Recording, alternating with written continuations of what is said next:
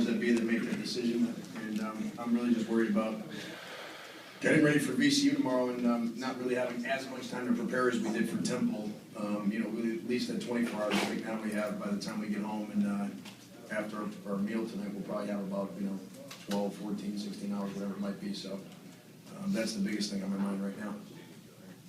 Coach, Khalif White's the A-10 player of the year. He was 4 of 19 tonight. What do you think you guys did well against him defensively tonight? I thought we did a good job of crowding him, really making him work for every basket. I thought it was a team effort, and Freddie took on the challenge of really making it hard for him. But when you're playing a player of his caliber, it's really a team effort to make it hard on him. And then he didn't get as many kind of breakaway layups. A lot of times he plays good kind of help side defense, goes for some steals, gets 2 or 3 of those a game, and that helps get him going. Coach, how much has the Temple UMASS rivalry meant to these two programs and really to the whole conference?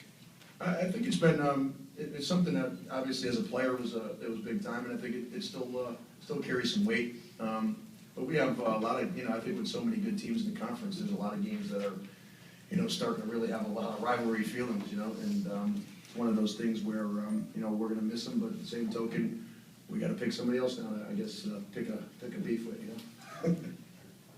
Coach, did you get a chance to see the VCU crowd as well, and what are your thoughts on that? No, I didn't. No, I stayed in the locker room. I heard their band, but ours was pumping pretty good too. So I think it's going to be a battle of who can have the most fans here tomorrow. Derek, you guys killed him on the boards 40-23, and Anthony Lee just wasn't right tonight. How much of a factor was that in this game? Well, I thought they tried to go small and take Caddy out of the game. I thought just kind of as I was playing the game that they were putting a shooter in at the 5 spot, Jake O'Brien, so we had to get Caddy out of the game. And we ended up, Caddy had a nice run in the last 5 or 6 minutes where he kind of dominated the boards and did some good things for us. And he stepped up his game defensively. So I thought it was kind of a chess match with Coach Dump that he was putting a shooter in there, so we had to get Caddy out of the game. I know it's a question you've answered many times, but just another game from Chad. You described just what he does. Well, he played tonight. I thought last night he waited a little too long to really step on the gas. He had his Brooklyn jitters and played in the beautiful Barclays Center, but tonight he played well. He was using those ball screens and just knifing them up and doing a great job. But I thought our guys did a nice job also of getting them open, of setting good ball screens, of kind of moving into good positions to get them open. So when he plays well, it's kind of a team thing where they make plays for him. You were in the same position last year. How much different was this preparing and how much executing this game?